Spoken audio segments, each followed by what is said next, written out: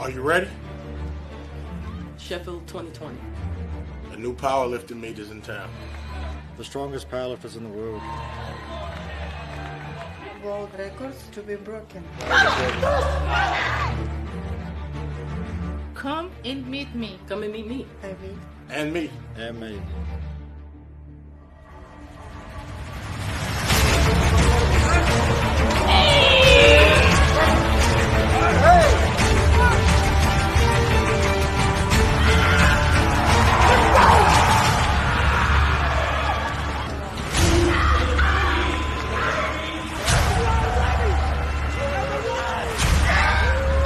Let's do this.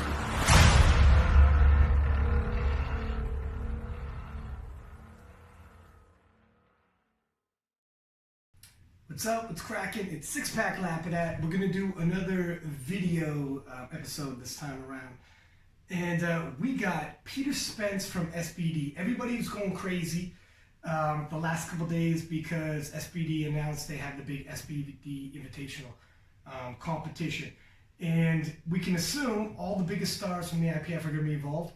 It's the biggest powerlifting event in terms of monetary prizes we've ever seen as a sport.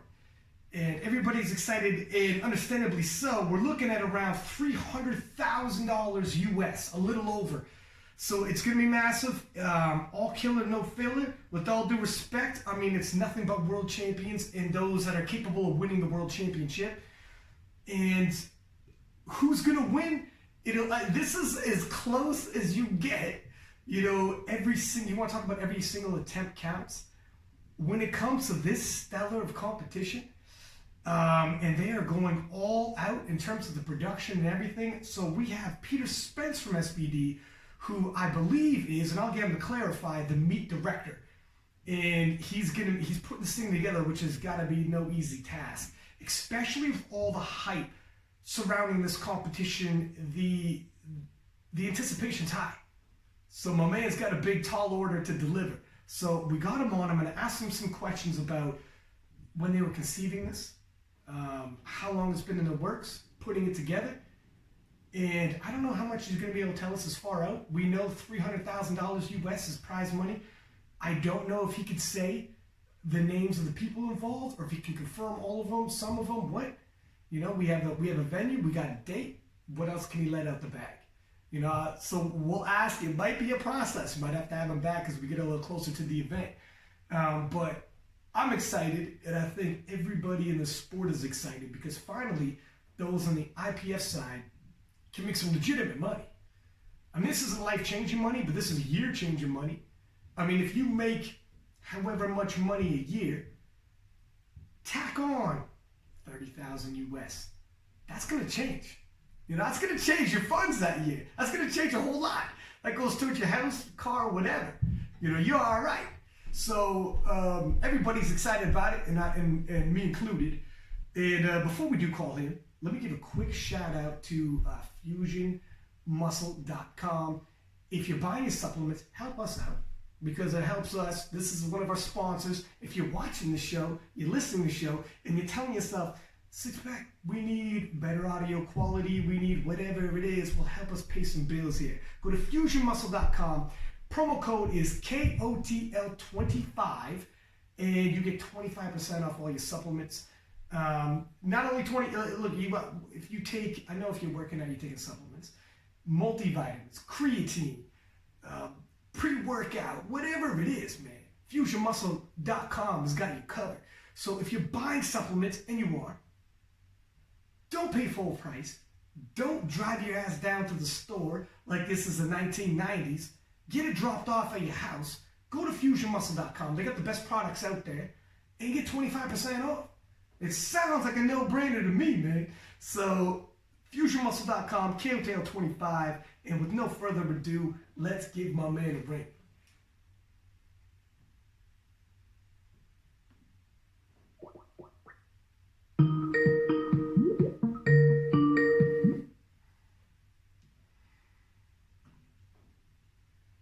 Peter.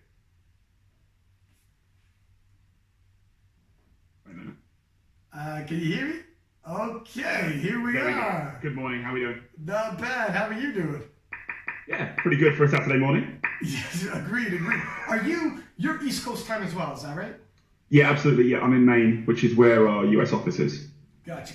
So just so you know, we're recording right now. It's already on the record. I'm ready for it. Don't start off with some crazy controversial statements. No, absolutely. But I was just saying in the brief intro here how everybody, as soon as this got announced, it was like, boom, it's all over social media. I couldn't click on anybody's account that's an IPF lifter or somewhere under that umbrella that wasn't reposting and excited about this.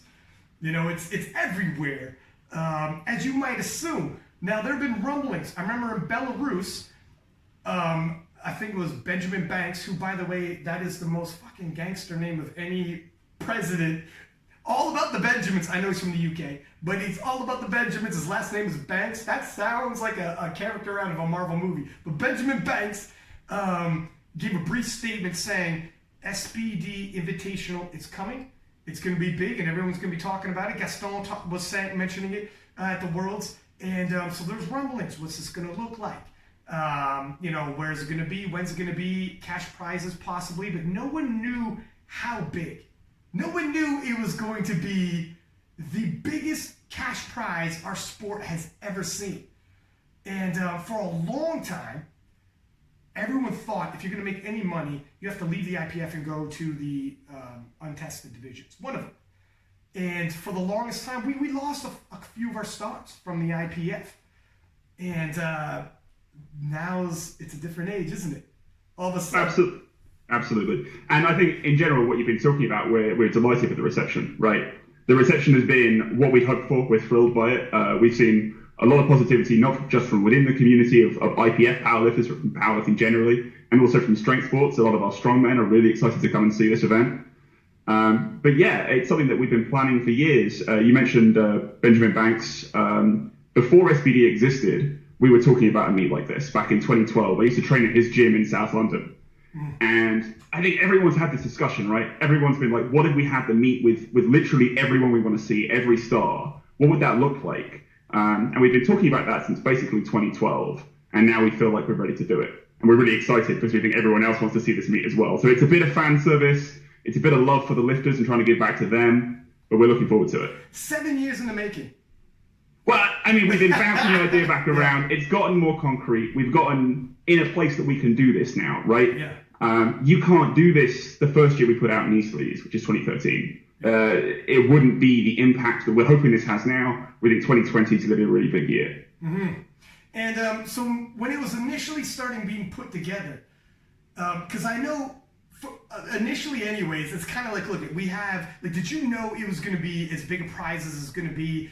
And it would have this kind of, was it basically going to be, let's hold off until we can make the biggest possible meet and not, if you put it out 3 years even before, it wasn't going to have this impact. You know, it wouldn't have had this kind of cash prizes. Not only has the market grown, probably not only just for SBD, but in terms of the amount of lifters. It seems like our sport has never been stronger in terms of social media, in terms of the presentation. We've talked about this, just me and yourself, in terms of the presentation and the quality of the streams. You know, I'm kind of patting myself on the back a little bit because I'm part of the streaming, but in all honesty, you deserve it. Well, thank you, sir. But in all honesty, the quality is now at that level where when you turn on the IPF World Championships, it looks like you're watching television, and we are actually on the Olympic channel. And I feel like the quality of lifters in terms of the depth of competition is much deeper. Now we're taking people from other sports. So we were talking about this as well, how 4 years ago, guys who were stars, girls who were stars, gone and can't come back even if they wanted to because the talent pool just blown up. So it feels like, for a multiple variety of reasons, this is probably the best possible time to do this. Yeah, I think this is the best time to do it for those reasons like you discussed. I mean, I can't say we haven't bounced around different ways of how to do this. We wanted to make sure the audience was here and wanted this kind of event. We think it's clear now with how much growth of interest there's been in powerlifting that exists. And we want to make sure it's an event that feels really good for the lifter. And I think we can achieve that. Mm-hmm, mm-hmm. So just a quick break. We had some questions like, How do you qualify? I know you can't say a bunch, like, there are things, I said before, there are things you can and can't say. So, only say what you can say right now, but in terms of how you qualify, how does one qualify for this event? Absolutely. So we try to make most of this as objective as possible, so that there's kind of like a straightforward way of why we've chosen these people. We only have 24 lifters, 12 men, 12 women. There are so many names you could pick for that, but we wanted to make sure that they get a lot of attention, and we don't want that prize pool to be spread too thin either. So this is going to be an action-packed event. So the two first criteria are the eligibility criteria, really, which is the athletes in good standing with their federation. Sorry, there are three. There's the athletes in good standing with their federation, and that's kind of something we have to go to each of the national federations and check that that's the case. The athlete has to have 700 IPF points score at the event they qualified through, which would be IPF Worlds in 2019, or be reasonably capable of achieving that. And they must have never had a doping violation for which they received a sanction of over a year. So those three things, every athlete that we invite through automatic qualification must meet those criteria. After that, anyone who meets those criteria, first invites go to people who won their weight class in the open age division at IPF World Worlds. Then any of the people who came top 3 on IPF points who didn't win that way. So those people would be Brett Gibbs and Daniela Mello would get an invitation based on that if they meet those eligibility criteria. And then it's the best lifter from any IPF region that's otherwise not represented. And IPF regions are basically the 6 continents. Sorry, Antarctica, you're not there. But any of the other ones, we want to make sure this is a really international meet as well. You know, it is an IPF meet, it's an IPF level meet. You can set IPF world records. We want to make sure that there's some diversity there. And we're going to be putting the spotlight on some lifters you might not otherwise see or get as much attention. So some of the lifters from Asia, some of the lifters from Oceania, some of them from Africa.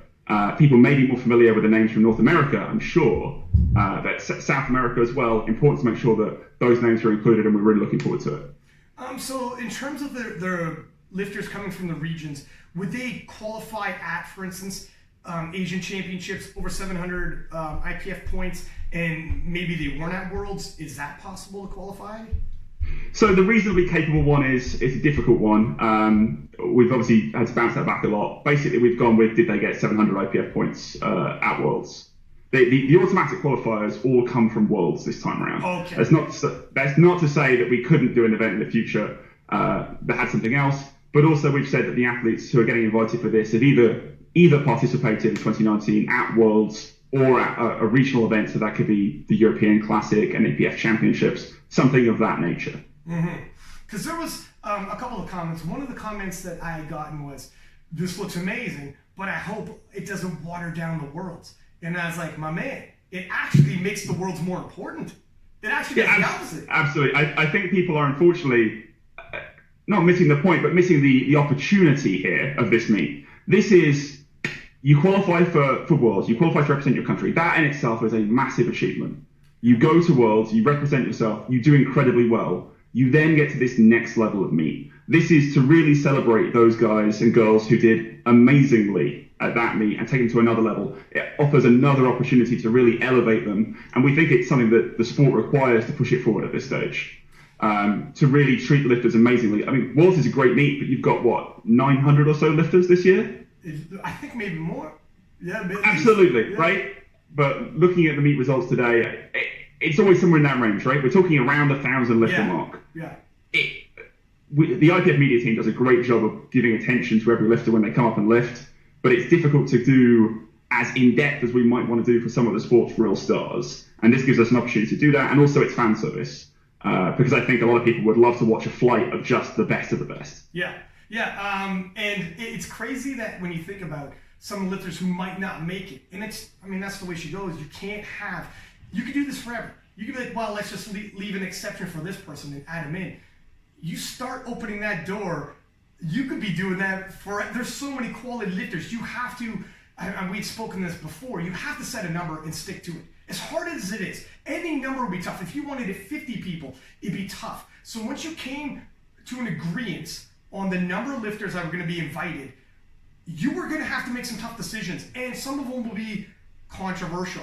that is the way it's going to go. Whenever you're making an all-star team in any sport, you're going to have some people disagreeing. That's half the fun, and half the, you know what I mean? It is what it is. How difficult that's sports, right?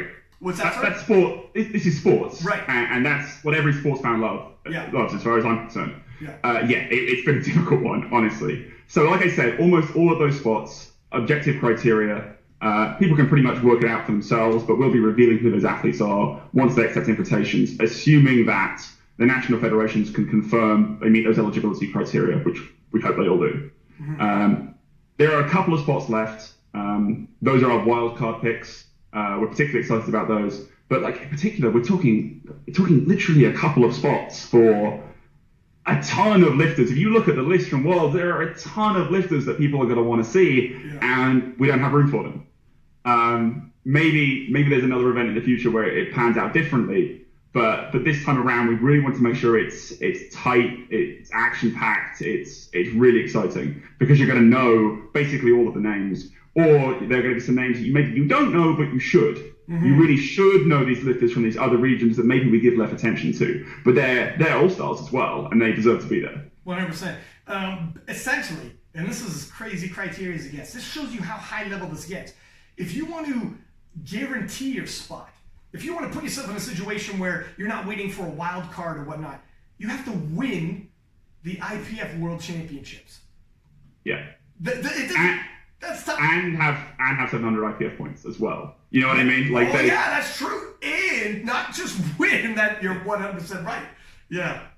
And never have had a doping violation of over a year. And, you know, we've got this other stuff. We want to make sure this is gold standard stuff, right? Mm-hmm.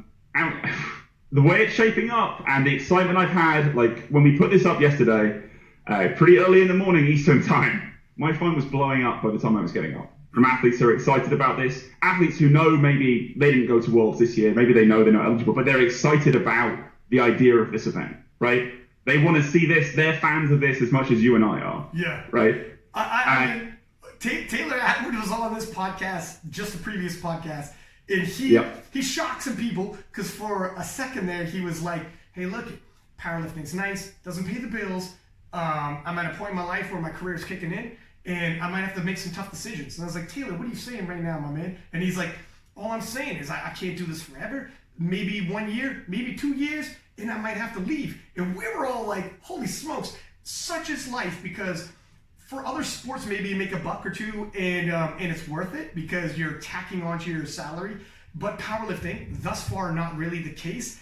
And then as soon as this dropped, his comments when we dropped the, hey, take a look at this, the SBD Invitational, he's like, all right, I might stick around a little longer. Absolutely. And that's what we want to see as well. And I'm not going to get into, and you said I can't say everything at this point. We've got a lot of information to come out about this, and there's some stuff I'm excited to share, but I'm holding back. But the way that these prizes are split up, a lot of this money is going to be meaningful amounts of money.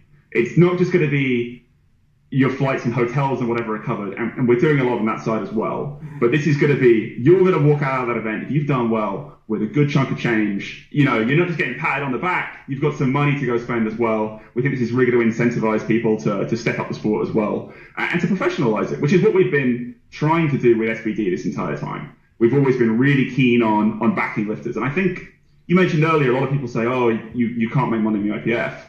There are a lot of companies out there, and I think we're trying to lead the charge on that, who are trying to make sure that lifters are well supported, that they can get to their meets, that they're incentivized for good performances, that kind of thing. I think that's really important if we want this to be a sport. Yes, 100%. It's one of the hardest things to hear is, I would go to Worlds, but it's wherever this year, and I don't think I can make it. I don't think I could cover the cost. And that's so hard as a fan, to hear, like, well, some of the best of the best. We had Marcus Adodo, Muscle Man Marcus, for those who probably know him by social media.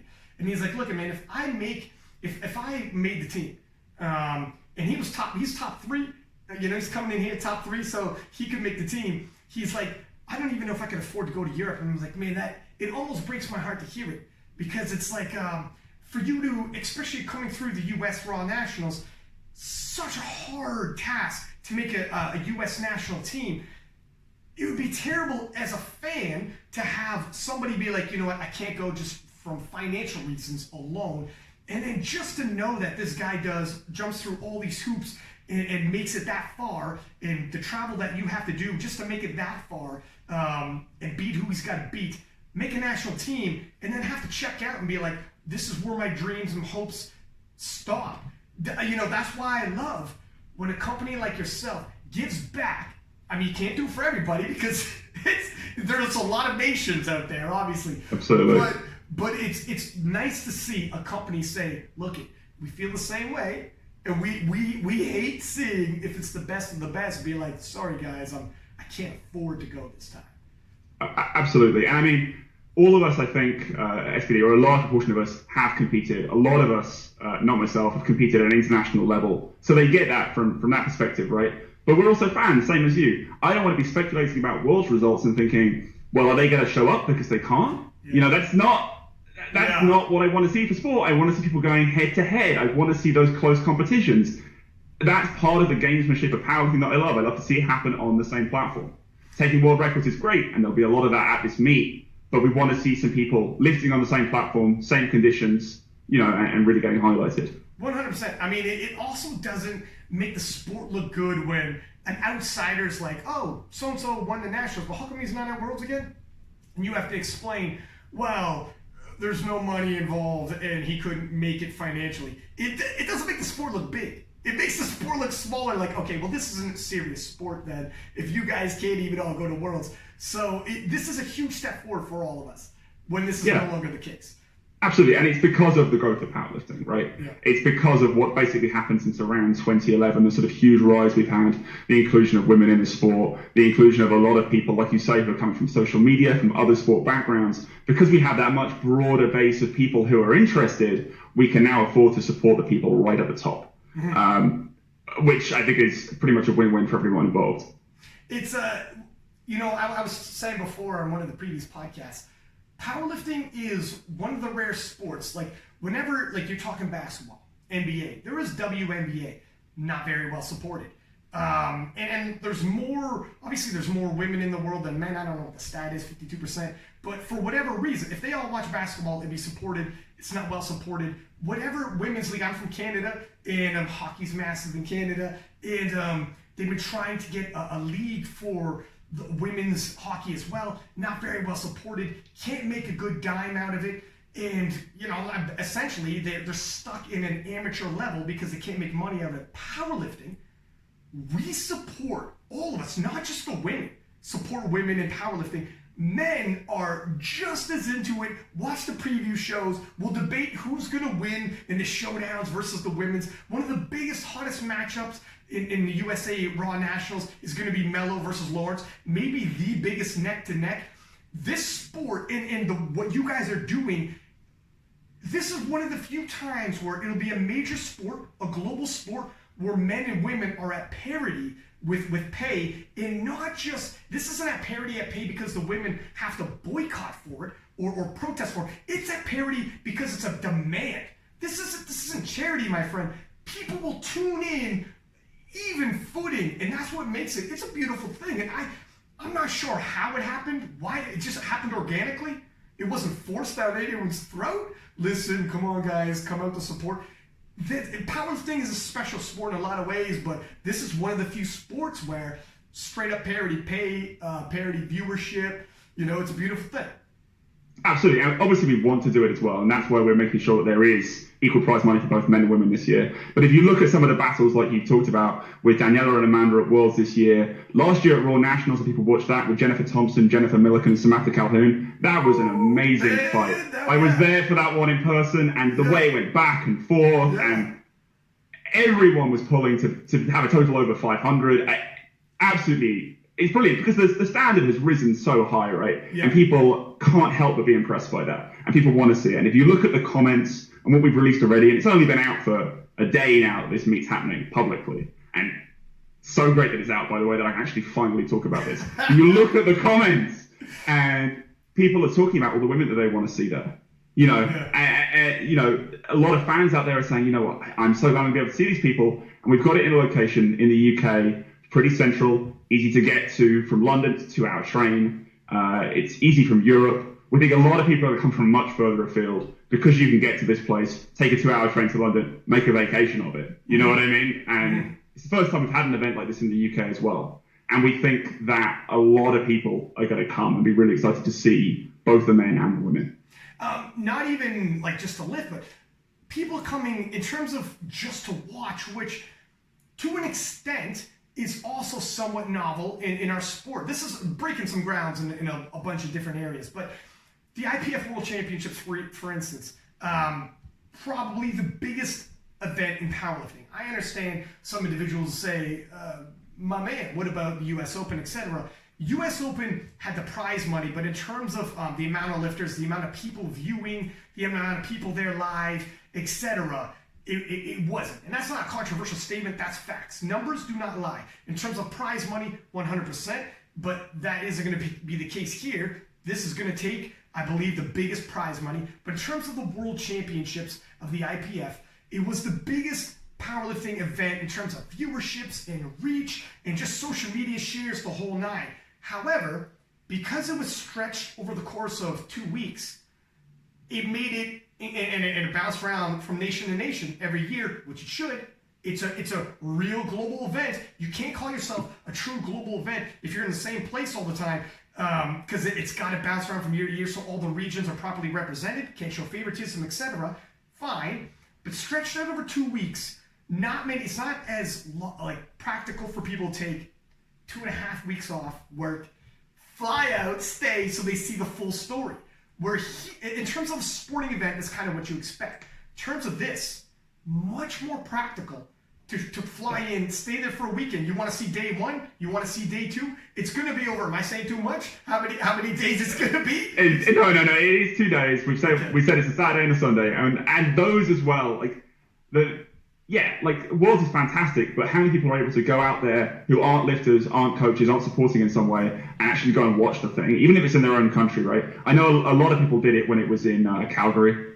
I know a lot of people who did that, but it's not an option for a lot of people unless you've got, a lot of time off work or you're a student or something. It's not that accessible. But this time around, I'm seeing a lot of comments from people as well that have us ecstatic in the office, like you might imagine, saying, I'm booking my time off work. I'm making sure my flights are ready for this. I'm going to come. We're going to make a big thing of it. And that's great because I think that those live audiences are some of the best moments in powerlifting as well. When you've got a crowd that's really cheering and excited for the lifter, those are some of the best moments in atmosphere. That's the stuff that gets me excited about powerlifting. It's and it's all, the world's, what's special about the world is you can have somebody coming in 10th, make some major moves, finish off 5th, and that's great because that's a story in and of itself. I've seen it a million times. I'm commentating at the Worlds for a few years now. Those are great. However, when it's nothing but killers, in there, nothing but champion versus champion versus champion. Every single lift matters. Every single opener. You've seen some champions could open with a world record from beginning to end. When you watch this, there is no, sometimes we have a slow boil at the Worlds. Well, you'll have 2 flights, and literally you're like, okay, none of these individuals are probably going to podium. Some of them are scrapping it out for middle of the pack, and they're opening, it's going to be relatively low, so it's going to be a bit of a slow boil work with us here. There is no, don't get up and grab a drink. Don't get up and go to the washroom. You guys have now fine-tuned this, so it is one of these action-packed, you can't look away, tight sports where it's now, I believe, going to be more viewer friendly. I think so for the majority of lifters, yeah, definitely. For the majority of fans, and obviously that's a big overlap as well. I don't know. I'm just really thrilled about the idea of just being able to watch some strange attempts as well. Because we've not got into how the pods are going to be broken down, but obviously there's stuff for world records there. Yeah. Are we going to see people make some strange attempt choices? I'm being speculative about this myself. Are we going to see, like you're talking about, someone opening at a world record? What? Because they know that's what they've got to do, and the head-to-head is less of an element, right? There's going to be there'll be some battles. Don't get me wrong, there'll be some weight class battles for total here. But, because there'll be people who want to get the same total record. Yeah. But are we going to see some strange strategery? You know what? I didn't even think about that, but you were 100% right, Peter. If you're going into this and you're like, look, I don't know if I could beat Taylor's IPF points. but I can take a world record in my weight class. So if this is what I'm shooting for the moon here, and I'm gonna smash a couple world records, or let's say, I gotta smash this before so and so does. Like because you might have 283s in there, you might have whatever the case may be, 284s, whatever. You can hypothesize. So if you see world records bounce back and forth, hey, we can make a lot of dough just in the squat session. You know what I mean?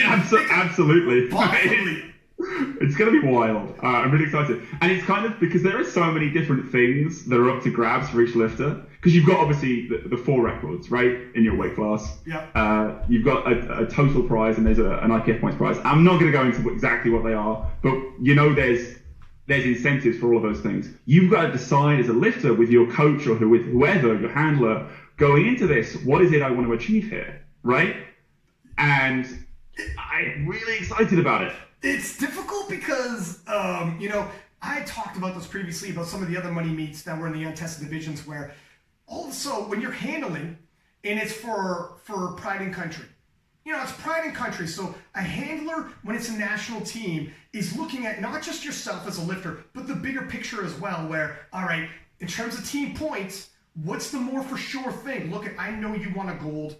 And we could do the big YOLO, Hail Mary, last pull, trying to pull for that medal. But if I think this is too far out, you're not going to hit this. Statistically speaking, I've seen nothing that indicates you could do this. You're not just lifting for yourself. It's for the overall team points, because if you miss, you're going to fall down in the rankings. You hit what's far more reasonable, you're going to end up with a silver. And, there's other strategic things when we're talking about a world championship. Sometimes people forget this is teams. This is your nation, your national team. So Team Canada, Team US, Team Britain is collecting points. At this event, while it's still an international competition, while you might have your flag on your chest, you're collecting money. And all of a sudden, the decisions change. Not only the decisions change, but your coach and your handler, talk about pressure, my friend. This is now professional on them as well, because any decision they make can and may influence, we don't know the size of check, let's just throw a number out there, but let's say it's thousands of dollars of money difference, and you got 60 seconds to make this, and sometimes, look, you may come in with a battle plan. You may come in with, this is what I'm thinking. And day of, we know the plans can go right out the window, my friend. And all of a sudden, you're making, I'm just going to throw a number, you're making a $20,000 decision in 60 seconds. That is intense. That's what makes it better for the viewer, knowing, oh my gosh, what are they going to put in? The handlers are going to be real stars here as well, honestly. And we're trying to make sure that we can make sure that the athletes have the handler they want for this meet as well. Because we think that we're going to want to see their insights about how they're making these decisions and these game plans. Because is the athlete going to be that kind of person who wants to know, everything that's going on? Do they want to know all the numbers, or do they just want to go up to the bar, not know what the weight is? Because you've got very different people who are going to get invited for this. And that psychology is another interesting element. Yeah. But I want to just loop back to something you just said about how at Worlds, you're representing your country, there's a lot of international pride, the team matters. I think it's pretty similar to Olympic weightlifting. When you watch that, you don't see a huge number of world records. You see people lifting to win, right? Mm-hmm. And I think you've had the Garys on the podcast a bunch of times, right? And they're excellent at this. They talk about this. Worlds isn't where you go for a PR. Worlds is where you go for a placing. Well, this meet, Sheffield 2020, is where you go for some PRs, right? This is where we go all out. Because you've won, you've done something amazing at Worlds to cement this. You've proven yourself. Yep. This is where we now put it all out there, show everyone what you're all about. And there's a different kind of pressure, but there's not that pressure of representing your country necessarily. It's individual glory. You know what? You're 100% right, Dad. You have your world champion. When you just think, everyone's seen that the eligibility criteria to get that far. You're a world champion. You've already proven yourself. It's not like, this is kind of my coming out party to the world. Hey guys, I'm here. No. You get the invite. There's going to be some massive names that don't get the invite. It's very tough to get an invite when there's only 12 men, 12 women. So to make it that far. I mean, this is like, it'd be like a dream come true to make it that far. So you've already proven yourself. Now it's time. You did the hard work. Some people go in there like time to capitalize. Now, having said that, here's a few things that in terms of the evolution of the sport, and here's a few things that are getting me excited. Because in every sport, there's evolution. And I think when money comes into play, there becomes a natural evolution. Cream rises to the top when it comes to money. You are not going to bring with you a handler who you think you're an excellent coach, excellent programmer. I don't think you're an excellent handling. And for a lot of people who've been around for, you know, I mean, I started powerlifting in 2007. For some people, like, watching, they're like 20 years old. They're like, holy shit, I was whatever years old in 2007. But you see, there is a difference between being an excellent programming and then the same people who coach at a national level and they're national team coaches. They understand all the rules in terms of chips, what a world record to do in terms of going up, in terms of if you do 2 chips, 3 chips, and then what starts working against you, in terms of strategy. And there's far more strategy in handling than people understand. I can tell because I see the comments in some of these YouTube videos and some of the posts I make, and it's like, I don't think you guys understand strategy. And that's not a knock. I think it's a natural evolution and growth as a sport. It's not a knock on any of the coaches either, but I believe what you guys are about to do is going to change how we look at handling. And handling, I remember at one point people said it's just running numbers. Who's running numbers for you?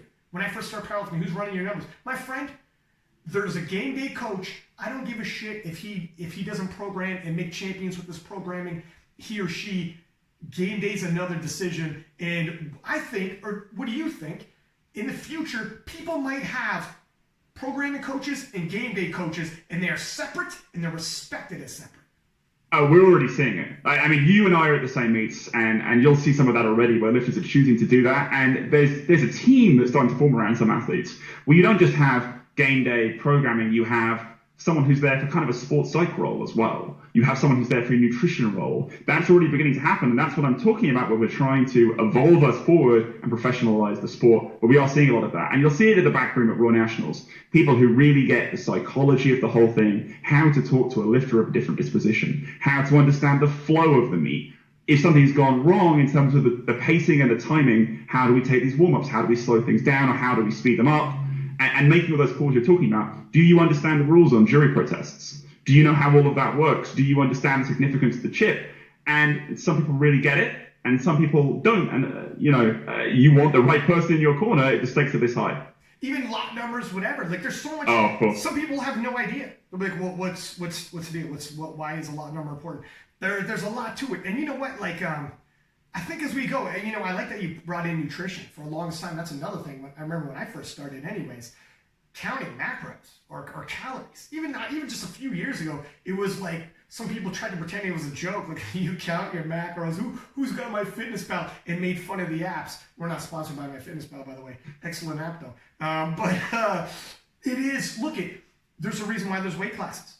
There's a reason why mass moves mass. If the weight classes in powerlifting are so massive that, if we're talking 10 kilo, that's 22 pounds. If you naturally fall in between, and mass majority probably do, you're in a tough decision, aren't you? Now, you could throw on another X amount of pounds, and it's probably not quality weight. It might move a little extra weight, but are you going to be competitive? Or do you have to shrink down to a smaller weight class? It's easy for some people who naturally fall onto the top end of a weight class and be like, I don't cut, I don't believe in cutting, I don't believe in water cuts. Well, that's easy for you to say. That's easy for you to say. But the vast majority of people aren't there. And if that is you, and that is, a lot of people, you got to reach out and start bringing in a nutrition team. You got to reach out and there'll be a time I see, and it's already here, but I think it'll be far more common. People have a programming coach, a nutrition coach, and a game day coach, and it might not be all three. And it's not an insult to any of the all three. It's just you get known as an expert in one of those. Absolutely, and a good expert recognizes expertise and a lack of it, and that's why we're going to see it. But talking about what you've just said with where you might be for a weight class, I had a few phone calls yesterday with athletes who were saying, Pete, if I get invited, if this happens, what weight do I have to go in at? Do I have to make my weight class? Good question. Is that a requirement? No, it's not a requirement. But you're going to have to think about it, because are you going for IPF points or are you going for records? If you're going for records, you may want to be in that weight class you've been in before. Particularly if they're your records and you want to push them, then you may want to be in the same weight class. But IPF points, I don't know, you're going to have to crunch the numbers. Yeah. You may see some people coming in very light. It'll be interesting to see. And occasionally, you know, there have been other meets that are IPF points. You see people just creep up a little bit above. They come into their training weight because they know, you know, if that was my weight class, say I'm a 66 lifter, but really I'd love to be a 69 or a 70, right? That's really where I would feel comfortable. Maybe they'll come in there thinking, you know, my relative performance, that's where I'll crush it. You know what? I did not even see these are things popping up the more I think about it, but 100%, you might see both. You might see somebody like, look, I understand 63 kilo is my weight class. If I came in at 65 kilo, my Wilks points are going way up because I'm far more stronger. That last 2 kilo cutting kills me. Way too small for a 72. Not looking to get, you know, my teeth kicked in at 72, thank you very much. But if I had the opportunity, however, you might see some people being like, I make 63 kilo so easily. If it made sense, I could easily drop down to 61 kilo. It makes absolutely no sense for me to do that at IPF Worlds. I gain nothing but more than points. But if I'm going to win, a win is a win is a win, then it would make no sense. However, if we're talking it's all on IPF points and it's not you're winning your weight class because I may be the only person in my weight class there, it doesn't matter. I'm going to 60, and you could see both happening. Flip side, like you said, you also got to think, okay, could you just chip half a kilo, chip your world record, and that could be money. That's a money decision. Or down the line, someone might be like, yeah, there's short-term money and there's long-term money. I think I'm in the running for the points overall with the total, so I could cut a little, get some short-term world record, but it's going to impact my overall. My man, you can see we're already strategizing like crazy, and I mean, the thing is, I've had 7 years to think about this, right? You know what I mean? If not more. This has been something I've been thinking about since I got involved in powerlifting. The whole, like, the competitive side, how you structure a competition, is something that like, fascinates me. Yeah. But there's another thing we can think about as well: single lift specialists, people who maybe have a record that can't be touched in their division at the IPF Worlds level, but could they go a little bit higher? Could they go a little bit lower into another class and take a huge record there as well? You can set IPF world records at this meet. It is an IPF level meet. Yep. So if you wanted that opportunity to go and do that, this is a place to do it. Yeah. You know, we can all think of that person, the deadlift specialist, the bench specialist, and they could nudge it up a little bit, weigh in a little heavy, and take another record. Mm-hmm. And be paid for it as well. Of course, yeah, absolutely. We're incentivizing that. And that's where it gets interesting as well. There'll be some tough decisions where you enter into an event, and someone might be telling themselves, look, I don't know against this field, champion of champions, I don't know if I'm going to take the overall points and make money overall. However, if this is my jam, the bench, and I think I could smash a bunch of records, how tempting, and this is where things are going to get wild, how tempting would it be to be like, all right, I could get a world record, but what if I took the record in the second lift and I chipped it the third? Now, this is top-end lifting, so I might not, you're going to see some wild stuff like that, which makes it exciting. There could be if possible, they do that. You can see some massive shakeups. Some people be like, look, I'll hold back in squats, I'll hold back in bench, and I am going YOLO like you've never seen, like Yang Su Ren style, and we're going to see some insane numbers I can put up that we're never going to see again. And it's Totally. And there's something that you talk about a lot as well, which I really like, about the 93 class. Who is the best in the 93s? Is it the person who had the biggest total at any meet? The person who went head-to-head at World Nationals and won? The person who can say I'm world champion? Well, at this meet, you're kind of going to define that for yourself. You're going to define for yourself what success is, and the fans are then going to say what they loved. And there are so many options for that. Did you want to walk away with another world record in another class knowing you pushed up that level? Knowing that you said, you know, this is the limit of human performance. I've done something that's never been done before here. Now, everyone in that other class that I'm not normally in, you're on watch. Yeah. You know, like, you need to know that's what the standard should be, and I put it there. And that's something else you can walk away with and get cash. Like a Ashton Ruska situation where he could easily float in between 93, 105, whatever. He can make up his own little weight class if he wants to. And he's not, because he's going to be the smallest 105 walking into the 105s at the U.S. Raw Nationals. He's a water cut away from the 93s. Whereas if you walked into an event like this, my man, you just make up your own weight class. You could smash world records without being heavily undersized. It is what it is. So here's something that did happen at Collegiate Nationals. When Ashton put up his first really big performances at 105, is I saw him drink a gallon of water in order to weigh in heavy. And we're going to see people do that. The opposite of the water cup. People walking around with a gallon jug, drinking to get heavier, to weigh in, so that they can then take something like that. I think that's a really strange sort of result that we get from this, but it's a really fun one as well. Yeah, well, when you think about, if you're looking up a weight class up, you're like, man, there are some world records there, and I'm getting incentivized with money to hit those world records. Funny things can happen. Like, absolutely. I may not be picking up the total, but I can pick up the squat, the bench, or the deadlift. Maybe that gives me a better shot than the IPF points would, or maybe I just prefer it. Yeah. And that's what I mean by we need to start, fans like you and I, start speculating now on what those lifters are going to do. I have my own thoughts on it. Everyone's going to have their own thoughts on it. It's a sporting event. We're going to have predictions. We're going to have arguments. That's what's fun about it. And the whole thing, every single lift, there's going to be something to think about, like along those lines. I can't wait until we have, like, for instance, down the road, the names around, and now the debates start. We start having those preview shows. Who's going to do what? I mean, not only your picks, but what world records are going to fall, you know, the top 3 in terms of the men's and women's. For anyone who is going to fly out there, is it going to be, because the IPF Worlds, it's like a great package, but it's jam-packed full in terms of sessions. You know, you could have 2 to 3 sessions in that day. The lifters are going in there, they're lifting, getting drug tested, and probably piecing up. What would a fan expect in terms of a fan experience when they show up? Because it's presumably one flight. What would it? And it's still early days. You're still putting some things together. But is there an opportunity for some interactions with some of these individuals before, after, what have you? Yeah, I don't want to say too much, but broadly, yes. Like, we're looking for that as well. Like, this is something where you're going along, and we don't want to mess with lifters before an event. Fair.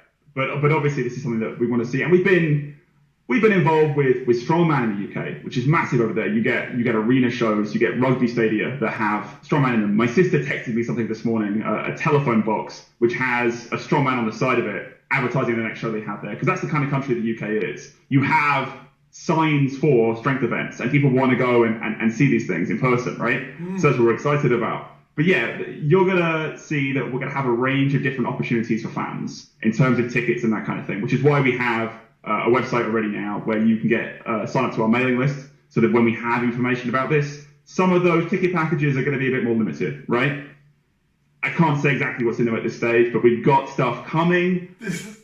If you want to know about it, obviously we'll be telling you. We want to see you there. And we think already from the reception we've gotten, we're going to see a lot of people wanting to show up to this event.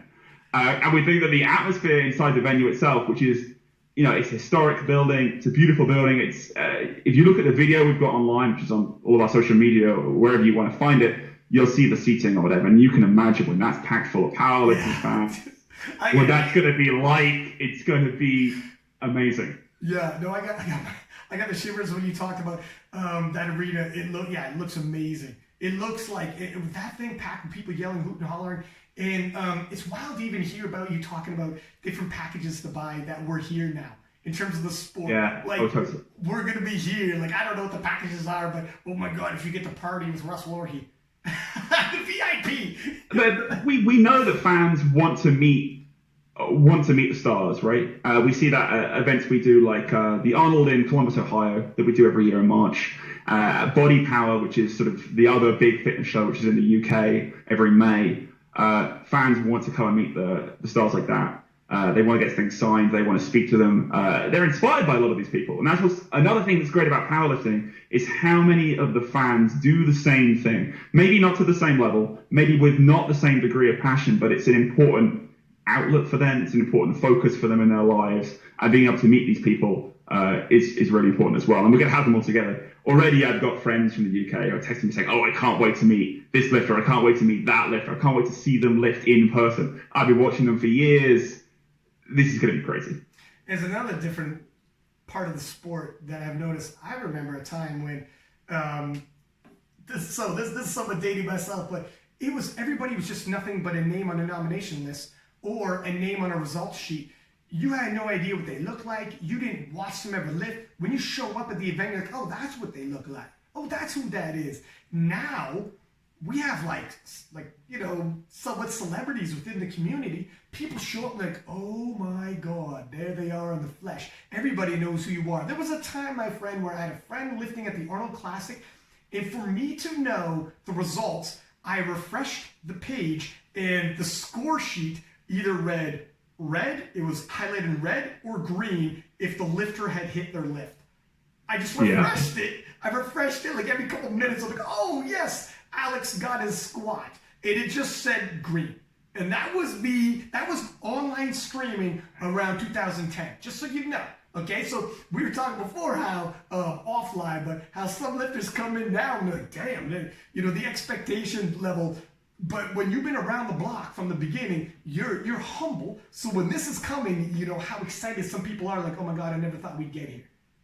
Oh, absolutely. I think that's happened a few times already in like the brief time that I've been involved in powerlifting, that things have just progressed again and again and again. And people keep saying, oh, well, what if this plateaus off? What if this tapers off? Well, it's not happened yet. And, but at the moment, I'm excited for it to keep growing. But yeah, things like that, things like streaming tech. I mean, even local meets now, some people in the USAPL do a great job of streaming all of those to YouTube. And, you can watch your favorites. It happens in British powerlifting as well. And I'll be watching my friends from back home lift, and it's absolutely fantastic. The level that we're trying to achieve at this is something even greater. It's going to be a little bit of a complicated meet. There's a lot of stuff going on. It's not just that kind of handling you're talking about, but IPF points. That's a new coefficient we have to think about kind of for this period. And we have totals and we have world records, and you kind of have to be aware of all of those. And it's going to be hard for the commentators. Don't envy it. to walk our fans through that. And it'll be a bit of a process in terms of so your role in it, are your meet director, your producer of the stream, or do you even not have a title like, look, I mean, we are putting this together, all hands on deck, right? It's very much a labor of love from everybody involved. There's not a title with this at the moment. Obviously, while I'm in the US, obviously working very hard with the UK team to make sure this all works. But this is really a UK team project. That's our global headquarters. But I'm trying to contribute where I can. But yeah, it's a labor of love. We're all getting involved. We all have ideas. We're all passionate about how this is going to turn out. So no one is excluded from this, pretty much, right? It is. Everyone needs to be involved. Yeah. No. I especially with this meet of this magnitude. Even I think you hit the nail right on the head where.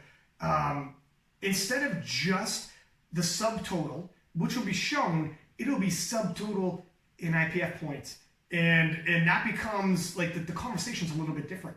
People are and you want to make it viewer friendly where people at home don't necessarily have to break out their IPF calendar. There will be some of those people. We got powerlifting nerds that are way deep. They'll be doing that before the competition even starts. All right, don't shout me out, all right? Yeah. But yeah, it is going to be a little different. It's going to be in terms of the projection, the way it looks. Yeah.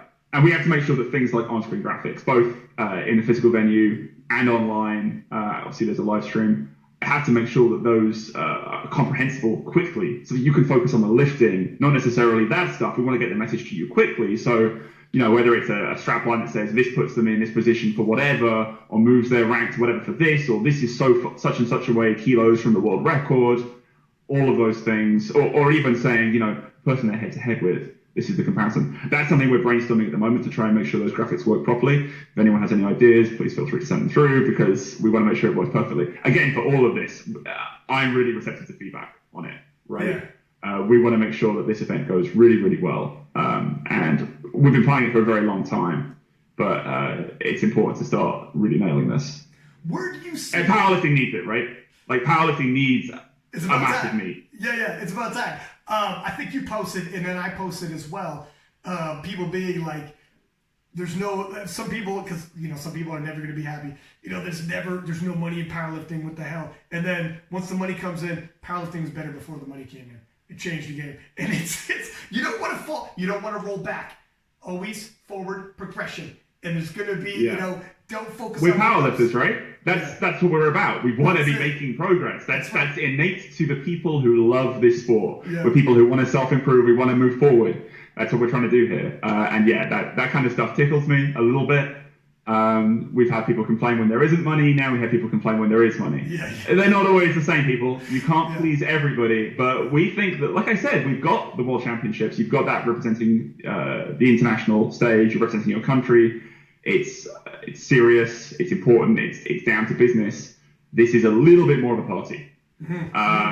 And so now we've got options for lifters. And, different people will be attracted to different stuff. And that's great. We want to have options. Yeah, it's always good to have that option now to make some money, which is beautiful.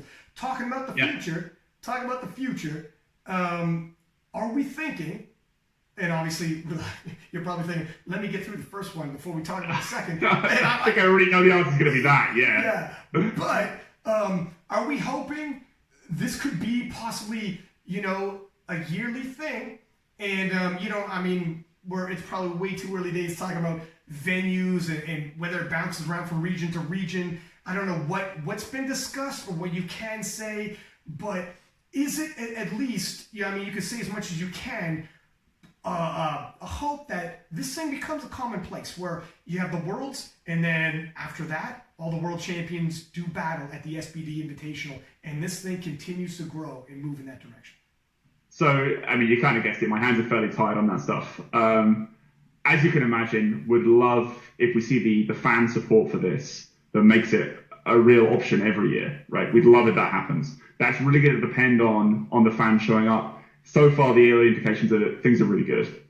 We've seen a lot of people sign up for more information on those tickets. We've seen a lot of people comment that they're really excited about this. The buzz seems really positive, pretty much across the board. A couple of outliers you're always going to focus on, but pretty much across the board, the reception's been fantastic. So I'm optimistic. To that point, if somebody does want to sign up, how do they do so? How do they get in onto this newsletter where they keep getting more and more information in terms of the packages and in terms of when the names are released? I'm sure, because there's going to be, I'm getting DMs and it's day one and I'm getting flooded and I'm like, all right, let me get a hold of Peter because we need to get more information out there.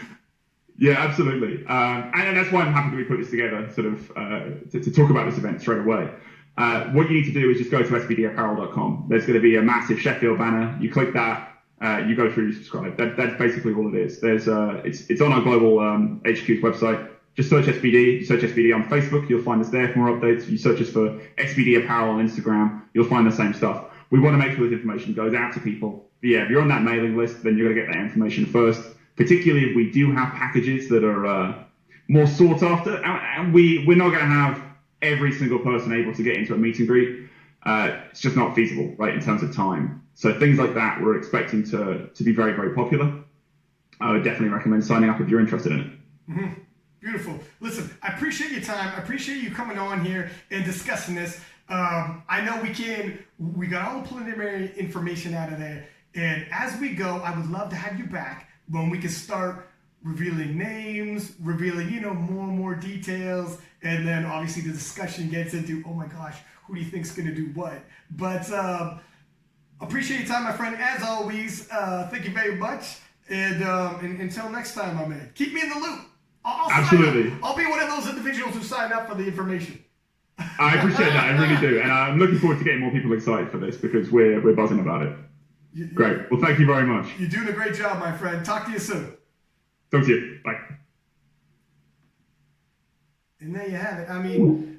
Look, this is the biggest competition, monetarily speaking, likely the biggest competition our sport will see in terms of reach, in terms of numbers. I know it's early days, but the IPF World Championships, when you look at the numbers they get, it's in the millions. And people take snippets from the IPF World Championships, cut it up, and put them on their YouTube, just like, hey, head-to-head battle between Daniela Mello and Amanda Lawrence. And they just streamline it. So it's the battle between Mello and Lawrence, and they can get 1 million views right there. So that's essentially what's about to happen. We're about to see the streamlined version, nothing but these head-to-head matchups between these global stars. So in terms of the reach, in terms of the viewerships, this is I gotta believe this is gonna be the biggest one. In terms of even at the gate, and how crazy is that we're saying this? Look, I'm a huge UFC fan, boxing fan, and they talk about pay-per-view buys and they talk about the gate. money in at the door. I gotta think. I don't know what the biggest gate in powerlifting is, but we're talking about that now. We're talking about gate. We're talking about money at the door. You know, we could start setting records for that. That's when you know our sport is starting to take off. You know, that's when you know we're starting to reach that threshold. Soon enough, there's going to be a powerlifter. We already have coaches that are professional coaches, and they do that for a living. Soon we'll have professional powerlifters who only powerlift. How phenomenal would that be? This is the first step, though. So we got to support this. You know, whether it's a viewership, whether it's showing up live, whether it's just showing and spreading the information, push. This is the first step. We're all going to remember this. The first one. Let's make sure we got a second, third, and fourth, and it keeps going up. Hope you enjoyed the interview. Peter Spence coming on here, answering some of the questions that I've been getting DMs about, and some people putting in the comments. And he can only say so much. We're still early days, but we'll have him back on.